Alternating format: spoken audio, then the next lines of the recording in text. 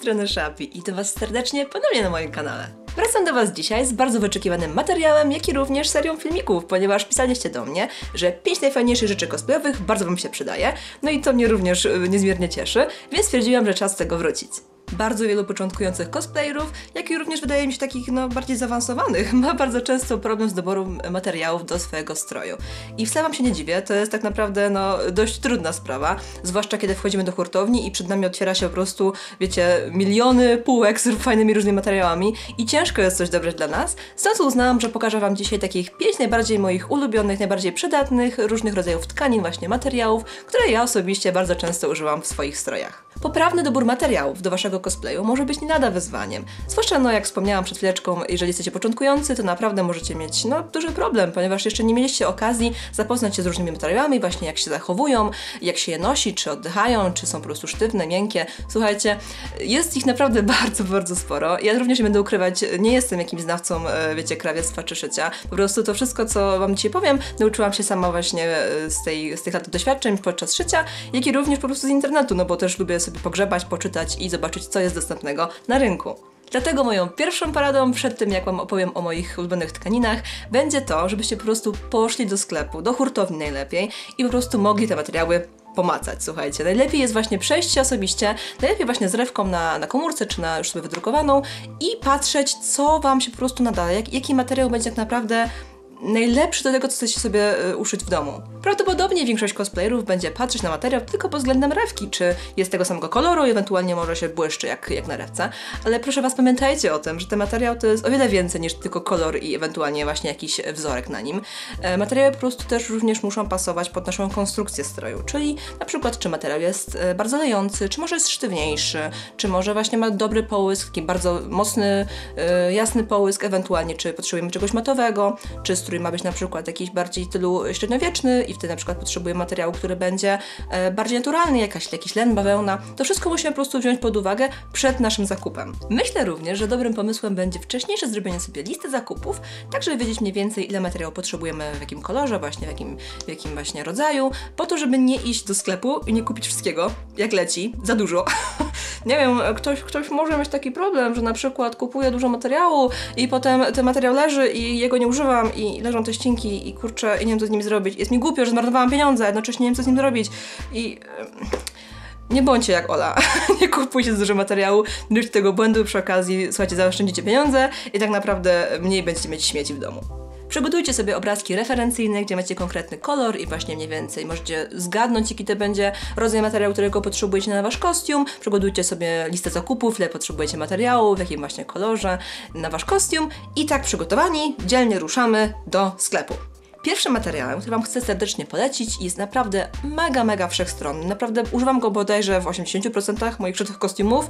Naprawdę bardzo często jest w moim domu i nazywa się on bawełna satynowa. Tylko Was bardzo proszę, pamiętajcie, żebyście nie mylili bawełny satynowej z satyną, ponieważ wielu cosplayerów słyszy tam, wiecie, 5 przez 10, jakaś tam satyna, o co chodzi, po czym idzie do sklepu i kupuje tą grubszą satynę i jest bardzo zaskoczony, że to się po prostu świeci tandetnie, wygląda okropnie, a to jest kompletnie inny materiał. Bawełna satynowa to jest taka hybryda właśnie bawełny i satyny, dzięki czemu ten materiał jest naturalny, więc bardzo fajnie oddycha, bardzo fajnie się układa, jest dość wytrzymały, jak i również jest po prostu takim lekkim połyskiem, a takim właśnie idioblistym, fajnym połyskiem, nie takim kiczowatym, brzydkim, jak w satynie takiej zwykłej, najzwyklejszej. I dzięki temu ten materiał jest naprawdę idealny pod wszystkie rodzaje różnych kiecek, sukni balowych, jakichś właśnie delikatnych strojów, takich wiecie, po prostu z fajnym, lekkim połyskiem, ale jednak ciągle nie tandetnym. Ten materiał jest raczej taki miękki, nie klei się do ciała, fajnie się właśnie z niego szyje, raczej się nie strzępi, zależy to również oczywiście od rodzaju, od gatunku tej bawełny satynowej, ale ciągle wydaje mi się z moich właśnie doświadczeń, że jest bardzo przyjemny do szycia i ogólnie po prostu fajnie się układa. Jedną z jego zalet, którą osobiście lubię najbardziej, jest fakt, że nie do końca się właśnie mocno mnie, więc jeżeli na przykład ten strój poleży troszkę dłużej w szafie, to nie musicie się martwić, że potrzebujecie jakiegoś bardzo mocnego żelazka, żeby ten kostium rozprasować. Z uwagi na to, że ten materiał jest naprawdę wszechstronny, możecie używać go na przykład od sukni balowych po, słuchajcie, nawet jakieś kimona. Ja osobiście użyłam go do uszycia właśnie na przykład mojego stroju Król Tepes, czy na przykład Gwendolyn, miałam go również w moim Amaterasu, czy na przykład w sukience mojej Victorious Mercy. Kolejnym, drugim materiałem będzie lycra albo spandex. I to jest materiał, który jest moim zdaniem troszkę takim, przeciwieństwem tej bawełny wcześniejszej, o której wam wspominałam, ponieważ ten materiał jest naprawdę bardzo, bardzo, bardzo rozciągliwy. Ta tkanina sprawdzi się tam, gdzie materiał ma was opinać, czyli we wszystkich kostiumach typu właśnie jakiś zentai, superhero, wszystko co ma być bardzo dopasowane do ciała i nie do końca odstawać. Takie materiały zazwyczaj rozciągają się w dwie strony, więc naprawdę bardzo łatwo jest go dopasować do swojego ciała, do właśnie kształtu ciała, ponieważ on naprawdę bardzo fajnie będzie was opinał. Charakteryzuje się wysokim połyskiem, jaki również jest dość trwały, stąd nie musicie się martwić, że na przykład ten materiał się będzie jakoś snuł, czy będzie łatwo się dziurawił. Jest on również dość cienki, więc może was tam troszeczkę prześwitywać w niektórych miejscach, jak i również niestety będzie on całkowicie sztuczny, więc możecie się w nim naprawdę bardzo pocić i jakby ten materiał i wasza skóra nie będzie przez niego niestety oddychać. Ale z drugiej strony ten materiał na przykład nie będzie się absolutnie miał. Jeżeli będzie już pomięty, to faktycznie musiał leżeć naprawdę długo w jakimś worku w bardzo ściśniętym stanie, ale ogólnie jest naprawdę bardzo łatwy do rozprasowania, jakby do rozciągnięcia na skórze, więc jakby to nie jest problem.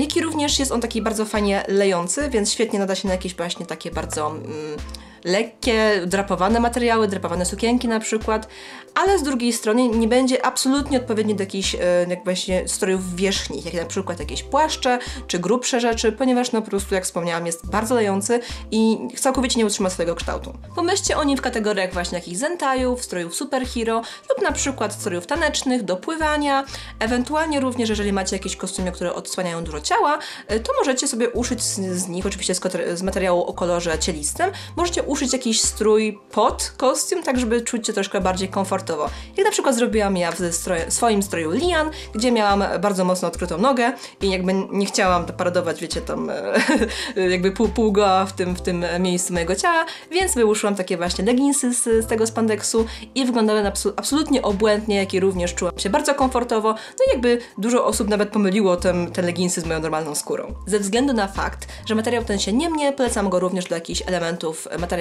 na przykład w zbrojach. Ja używam go na przykład do mojej zbroi Nike, gdzie miałam takie właśnie fajne szarfy zielone i wiedziałam, że to raczej materiał nie będę w stanie go po prostu rozprasować, no bo mam tam zbroję, więc właśnie z spandex idealnie się do niego nadał. Następnym, bo trzecim już materiałem, będzie coś, co wam naprawdę chcę polecić. Nie tylko ze względu na to, że jest to po prostu kwestia światopoglądowa, ponieważ ten materiał jest substytutem artykułów zwierzęcych, ale również jest on po prostu naprawdę bardzo przydatny w wielu różnych kostiumach i w wielu sytuacjach. Ogromna ilość kostiumów ma w swoim projekcie na przykład jakieś paski, torby, torebki, jakieś wysokie buty, wszystko co możemy właśnie zrobić jakieś na przykład skóry, a w naszym przypadku właśnie ze skóry sztucznej, czyli z kaju. Ekoskóra jest to materiał, który możemy kupić naprawdę w ogromnej gamie kolorystycznej. Słuchajcie, właśnie kolory, wzory, jakieś wydrukowane na nich elementy, jakieś właśnie faktury tych skór. Tego jest naprawdę bardzo dużo, tylko trzeba się troszkę rozejrzeć i poszukać. One oczywiście będą w jakichś sklepach z materiałami, ale taki większy wybór, taki bardziej pełny wybór możecie sobie poszukać właśnie w sklepach z tkaninami do obić różnych mebli, czy właśnie jakichś tam sof, czy pów. Ten materiał jest w 100% sztuczny, więc broń Boże nie próbujcie go prasować, a nie traktować jakimś ciepłem, ponieważ po prostu się stopi i przy okazji wam zepsuje żelazko, więc trochę przypał. Jak i również ten materiał będzie miał taką plastikową, sztuczną, słuchajcie, warstwę ochronną na powierzchni, która sprawia, że ten materiał będzie po prostu odporny na jakieś zaplamienia, na jakąś wodę, właśnie deszcz, co jest fajne, a z drugiej strony możemy również wykorzystać ten moment do tego, żeby na przykład taką skórę sobie pobrudzić właśnie jakąś farbą akrylową, żeby nadać jej takiego, wiecie, takiego efektu brudnej skóry, takiej znoszonej skóry, po prostu, wiecie, battle damage, dzięki czemu ten materiał możemy właśnie spokojnie, dowolnie sobie cieniować, po czym nadmiar tej farby możemy po prostu zmyć ściereczką i będzie jak nowy, więc to również jest coś fajnego. Ekoskóra będzie idealna do jakichś pasków, toreb, czy na przykład jakiś okryć na buty. Wszystko, co ma wyglądać po prostu jak skóra, a jednocześnie nią nie być. Więc jest to dość przydatny materiał. Tylko muszę was ostrzec, że dość ciężko się ją szyje, zwłaszcza na maszynach, które są plastikowe, chińskie, takie dość słabsze. Niestety, zwłaszcza jak macie, nie wiem, 2-3 warstwy z takiego skaju, to może być ciężko.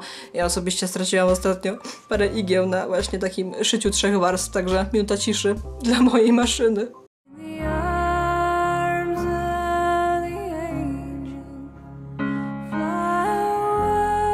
No tak, ale jak wspomniałam, materiał ten jest spoko, tylko troszkę sztywny, ewentualnie nie przepuszcza w ogóle powietrza, ponieważ jak mówiliśmy jest po prostu całkowicie sztuczny, ale jeżeli potrzebujecie czegoś, co będzie bardziej rozciągliwe, bardziej takie pasujące na przykład do właśnie strojów bliżej waszego ciała, jakichś koszulek, spodni, leginsów, to proponowałabym na przykład skórkę konfekcyjną. Jest to materiał bardzo rozciągliwy, więc się będzie fajnie dopasował do waszego ciała. Idealny będzie na jakieś catsuity, może jakieś leginsy, coś co ma być właśnie bardzo przylegające do waszej budowy, ale jednocześnie, jak mówiliśmy, ten materiał jest absolutnie nieprzewiewny, jest sztuczny, więc no to będzie w ogóle super przygoda, krzyż na drogę, jeżeli chcecie się w taki kostium ubrać na przykład na jakiś, nie wiem, konwent letni i macie mieć cały kostium z tej ekoskóry, to po prostu quality. Myślę, że dla was i dla osób wokół was to będzie niezapomniane przeżycie, więc nie polecam, ale jeżeli ten kostium tak wygląda, no to jest to jakaś opcja dla was. W moich kostiumach ekoskóry możecie szukać w każdej zbrojce, w której są jakieś paski, jak na przykład była to Bellona czy Nike, jak i również miałam go w pasie do mojej TOF, czy również stworzyłam w ogóle bardzo dawno temu, ale no coś mnie podkuściło, zrobiłam to. Kostium, który był calutki z ekoskóry, ale była to sukienka taka dość odsłonięta, więc no jakby nie było mi w niej gorąco. Jednak noszenie go było absolutną tragedią i to było w ogóle kreator z Ragnarok Online. Pas ze skóry sztucznej użyłam również w moim ostatnim kostiumie Otisa, jeżeli pamiętacie mojego dzielnego skrybę. I tam właśnie możecie zobaczyć, jak na przykład łączyłam elementy pianki właśnie z ekoskórą, po to, żeby ten pas był gruby, taki mięsisty, a jednocześnie nie wykorzystałam tam dużo właśnie materiału. Więc jeżeli macie ochotę ten filmik zobaczyć, to będzie gdzieś tutaj w kartach na górze. Czas na czwarty materiał i teraz przechodzimy do troszkę bogatszych, droższych, prestiżowych materiałów, bym tak powiedziała. Słuchajcie, no nie jest oczywiście on strasznie drogi, ale na pewno jest droższy niż to, o czym rozmawialiśmy wcześniej, ponieważ przechodzimy do aksamitu. Aksamit albo jego tańszy odpowiednik welur są to materiały, które można kojarzyć na przykład z takich właśnie bardzo bogatych strojów, zazwyczaj królów, królowych, które po prostu były naprawdę bardzo piękne, bardzo drogie i bardzo połyskliwe. Ten materiał odróżnia się od innych faktem, że ma na sobie taki właśnie meszek. I ten meszek jest taki bardzo przyjemny, lub dla niektórych jest on absolutnie nieprzyjemny. To są w ogóle dwie różne skrajności wśród ludzi, które spotkałam. No ja osobiście go bardzo lubię. I ten meszek sprawia, że ten materiał jest taki właśnie bardzo mięsisty, bardzo taki właśnie błyszczący, ale nie tandetny, broń Boże. On jest taki właśnie bardzo fajnie satynowo, jedwabisty, połyskliwy.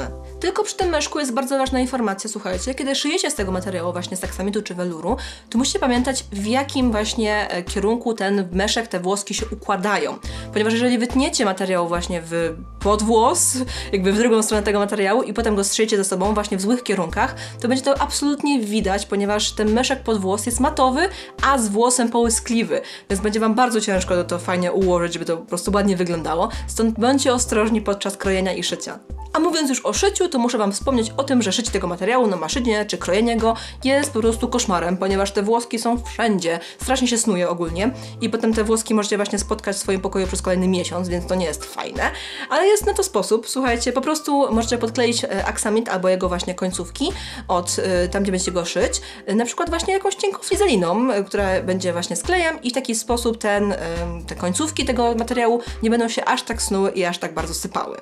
Pamiętajcie o tym również, że aksamit dość łatwo się wyciera, więc jakby nie warto używać go do miejsc, w których właśnie wasza skóra będzie pracować, wasze ciało będzie pracować, jakieś kolana, pachy. Tam się bardzo łatwo może ten materiał po prostu wytrzeć do jakby prostego, bazowego materiału, te włoski mogą zniknąć. Jak i również aksamit jest dość sztywny, więc jeżeli potrzebujecie czegoś, co będzie się bardziej lało, będzie bardziej możliwe do drapowania na przykład, to myślę, że welur tutaj się bardziej sprawdzi. Ten materiał będzie idealny do wszystkich kostiumów, które mają być królewskie, bogate, słuchajcie, jakieś właśnie suknie królowych, suknie królów, peleryny książęce jakieś. Naprawdę wydaje mi się, że to będzie taki idealny do tego materiał. I na przykład w moim przypadku zrobiłam z tego materiału, właśnie z weluru na przykład, zrobiłam wielką pelerynę do Saber. Osobiście, gdybym mogła, to bym pewnie szła więcej z aksamitu, ale jak wspomniałam, no jest dość drogi, więc jak na razie mam po prostu dwa kostiumy z użyciem tego materiału. Czas już na moją piątą i ostatnią propozycję, którą nie będzie jeden materiał, a raczej grupa tych materiałów i to będą materiały lejące się, jak na przykład żorżeta, szyfon czy atłas. Postanowiłam, że zrobię dla nich grupę, ponieważ uważam, że one są bardzo podobne, jeżeli chodzi o ich zachowanie i co mam na myśli, są lejące, czyli tak naprawdę są bardzo lekkie, cienkie i fajnie można je do siebie dopasowywać. Przez to, że takie materiały zachowują się jakby jak woda, są dość właśnie lejące, bardzo fajnie się je drapuje, układa wokół sylwetki, wokół ciała, pasują na przykład na bardzo zwiewne, lekkie, letnie sukienki, na coś, co ma po prostu okalać was, a jednocześnie ma być bardzo lekkie i miękkie. Niestety są strasznie upierdliwe podczas szycia, bardzo łatwo się rozchodzą szwy, bardzo łatwo się snują, są takie, wiecie, tak delikatne, że bardzo ciężko się je tak naprawdę ogarnia, więc wydaje mi się, że jeżeli ktoś jest początkujący, raczej wam będę taki materiał odradzać na jakby pierwszą waszą sukienkę na przykład, ale ciągle jest to jakiś pomysł i wydaje mi się, że jeżeli macie troszkę więcej wprawy, to sobie poradzicie. Pomimo faktu, że ten materiał jest naprawdę bardzo delikatny, łatwo w nim zrobić dziurkę, zaciągnąć gdzieś tam właśnie jakąś jedną nitkę ze splotu, to ciągle wydaje mi się, że one są bardzo przydatne do cosplayu, na przykład do jakichś bardzo lekkich sukienek, letnich sukienek, jakichś właśnie strojów na przykład chińskich. Kojarzyłam takich dużo właśnie zewiewnych, ładnych chińskich sukien, takich ala kimona właśnie z tego materiału i to naprawdę bardzo ładnie wygląda na zdjęciach. Ale nie tylko pasuje do sukienek, bo na przykład ja użyłam mojego szyfonu do stroju Azira, mojego wielkiego kurczaka z League of Legends, gdzie musiałam zakryć swoją twarz, żeby ciągle cokolwiek widzieć przez ten hełm, a jednocześnie nie zdradzić, że tam w środku jest człowiek, więc użyłam właśnie takiego czarnego szafonu, który był półprzeźroczysty, przez co ludzie nie widzieli mnie, ale ja mogłam mniej więcej zobaczyć, dokąd idę i co się dzieje wokół mnie. Fajnie używa się ich na przykład w prezentacjach na scenie, gdzie musimy udawać jakieś elementy typu woda, ogień, czy jakieś specjalne efekty, magia, jak i również możemy używać ich do na przykład skrzydeł do wróżek. Ja miałam swoje skrzydła w stroju Discordi właśnie z fajnego, mieniącego się dwutonowego szyfonu. Taka podstawowa piątka materiałów, o których Wam właśnie opowiedziałam, dla mnie jest naprawdę idealna i bardzo często ją używam, ten miks właśnie tych materiałów w swoich kostiumach.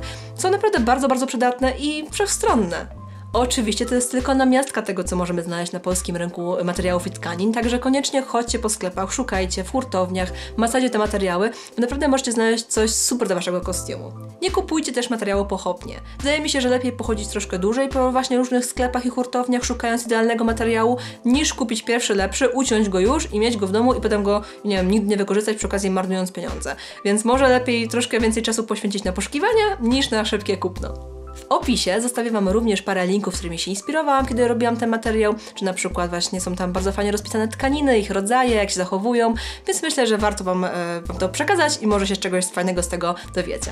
Z tej strony będzie więcej moich filmików, jak na przykład jakieś poradniki czy tutoriale, które dla Was stworzę. Tu na przykład możecie mnie subskrybować, a tu będzie mój Patronite. Bardzo dziękuję za dzisiaj i mam nadzieję, że ten filmik Wam się przyda w Waszych poszukiwaniach materiałów. Także cześć, dzięki i pa! Buźka!